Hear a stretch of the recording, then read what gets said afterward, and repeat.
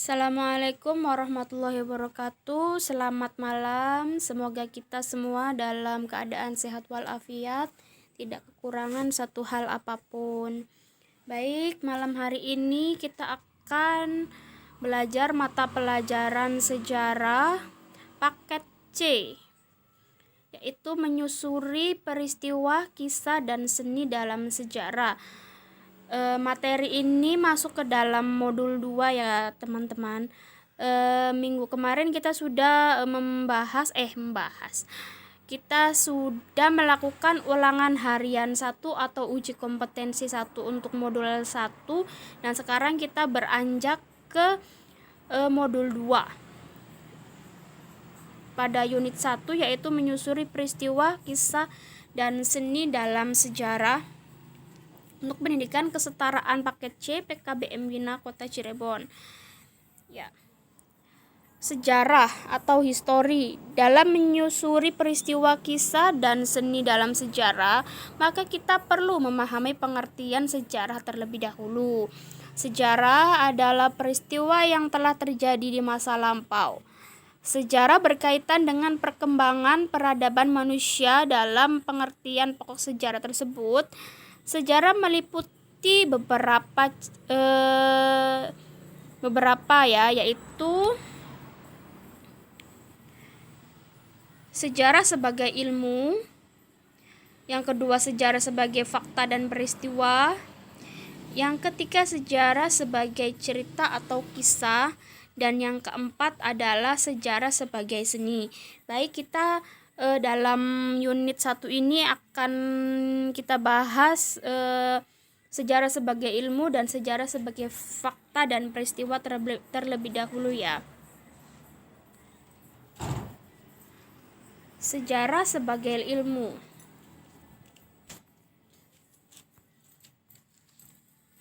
Ciri sejarah sebagai ilmu itu ada beberapa, yaitu yang pertama, sejarah merupakan ilmu empiris.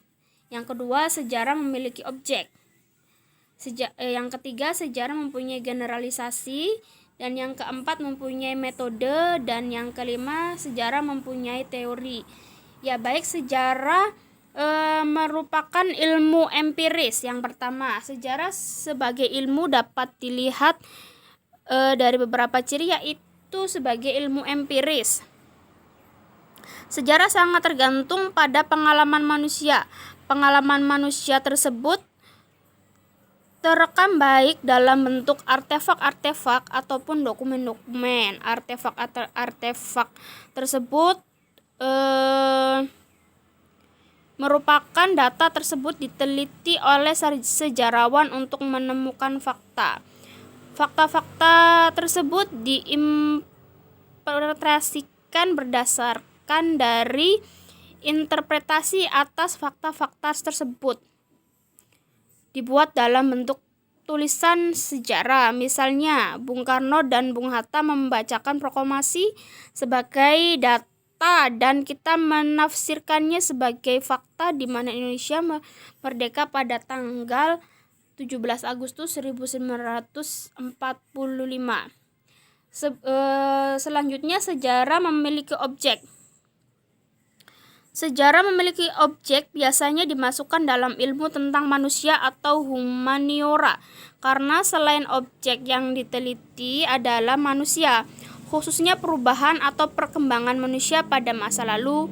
Metodologi yang digunakan juga berbeda dengan ilmu lain, misalnya antropologi.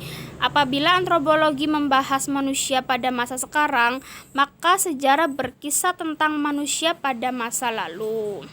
Misalnya, masuknya Islam di Indonesia apakah pada abad ke-8 atau ke-13 seharusnya tidak menjadi persoalan bagi sejarawan, asalkan penjelasannya dapat diterima.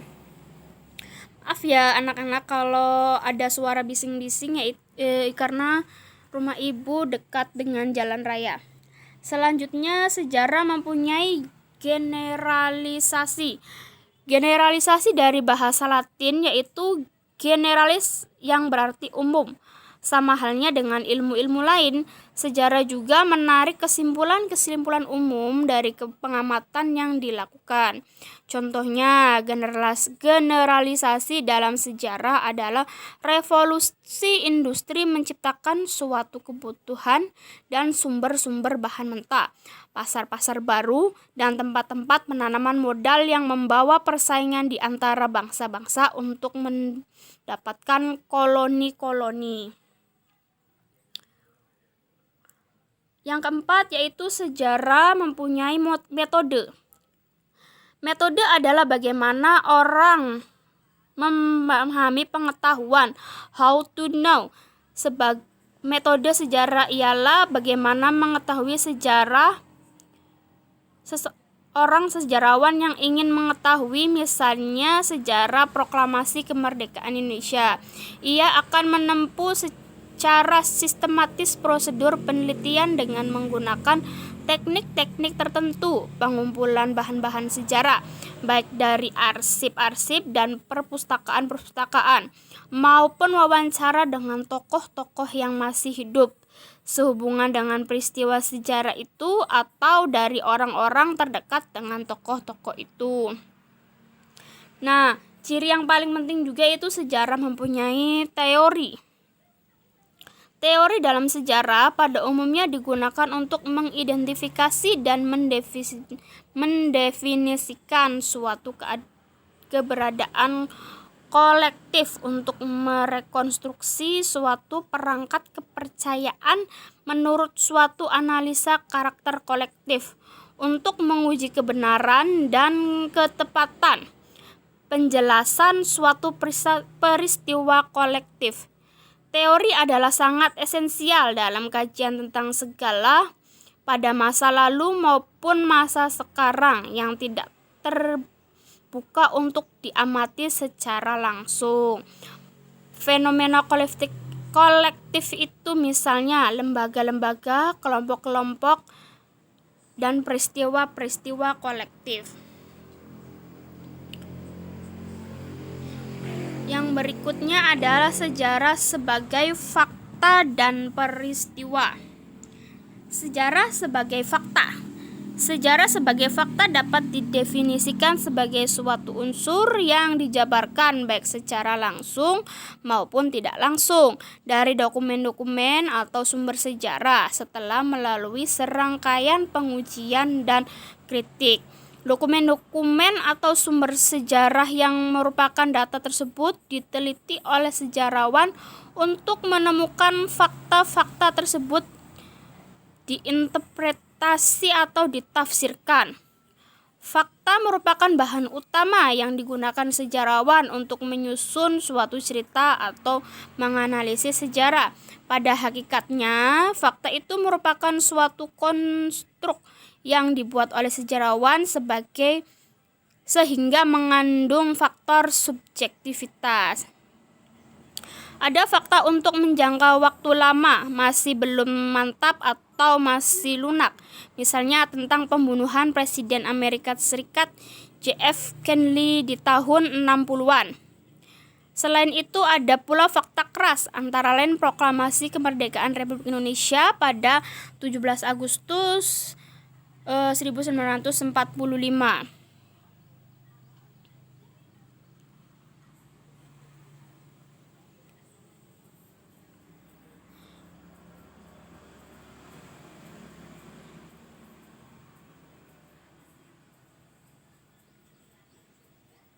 Berikutnya itu sejarah sebagai peristiwa.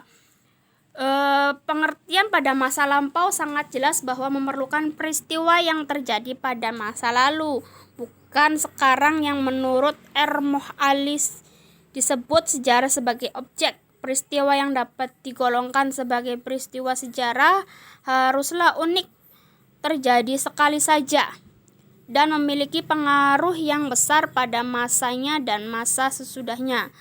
Sejarah sebagai peristiwa tidak dapat kita amati lagi karena kita tidak dapat lagi menyaksikan peristiwa tersebut. Misalnya peristiwa proklamasi kemerdekaan pada tanggal 17 Agustus 1945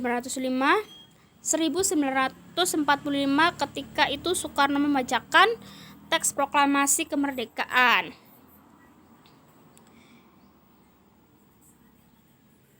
Ya, sekian penjelasan dari Ibu mengenai sejarah sebagai ilmu dan sejarah sebagai fakta dan peristiwa.